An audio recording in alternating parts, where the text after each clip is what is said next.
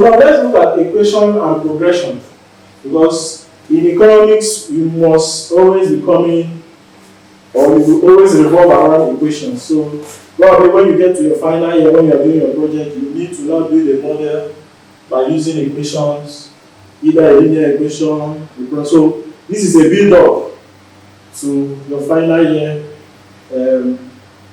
project work. So knowing about equations are very important, and also progression. So progression has to do with the kind of movement you have. Probably it might be arithmetic progression, it can be a quadratic progression, it can be whatever. So these two are very important in this course, and it forms the basis for whatever you are going to do in the future. So I've said that in a nutshell, where you have exponential equations, you have geometric progressions, arithmetic progressions.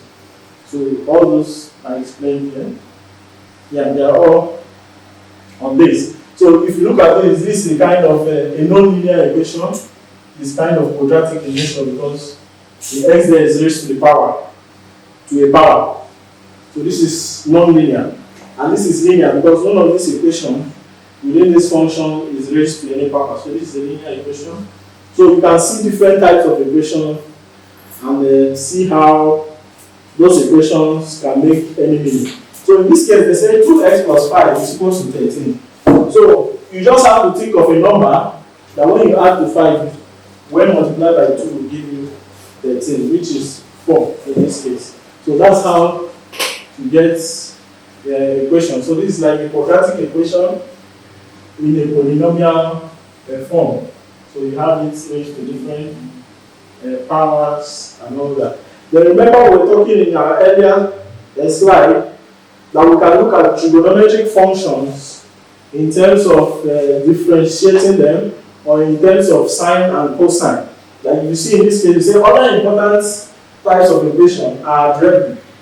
So algebraic as in when you have a certain function is equal to 7, then the trigonometric aspect of it is just when you have sin x plus cos 2x is equal to y. It's a function that represents a certain trigonometric function. And then you also have a logarithmic function where you have the log of x plus 2 log.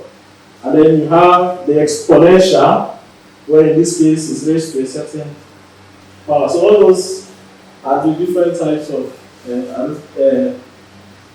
quadratic or polynomial function. Then we have what we call the progression, arithmetic progression.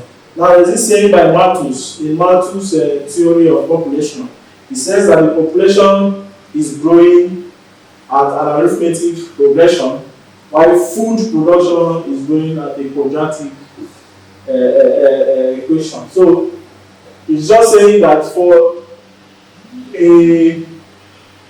something to be arithmetic in terms of progression, then it simply means it just moves from 1 to 2 to 3 to 4 to 5.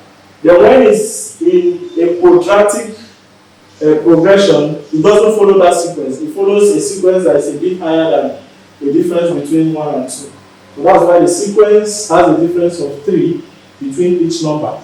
So in general, we could write an arithmetic sequence in this format, where we have A, which will be 1, again A plus another figure, then A plus 2. So it means that we have 1, 2, 3, the difference in that format. So that's what we have in this equation. Okay, so move to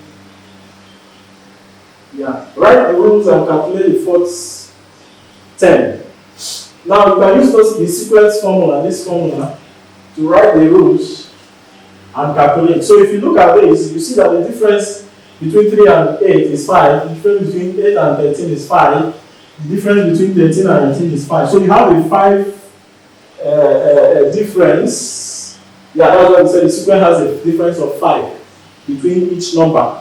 So those numbers are what is represented by the first term 3, and then the common difference. So the first term here is 3, and then the common difference is 5.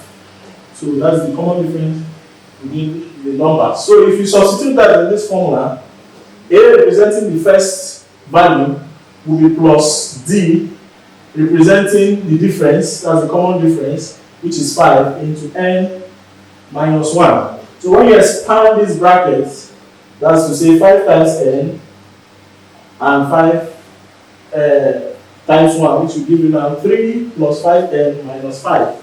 So you see that common like terms together will mean that 3 minus 5 will give us minus 2.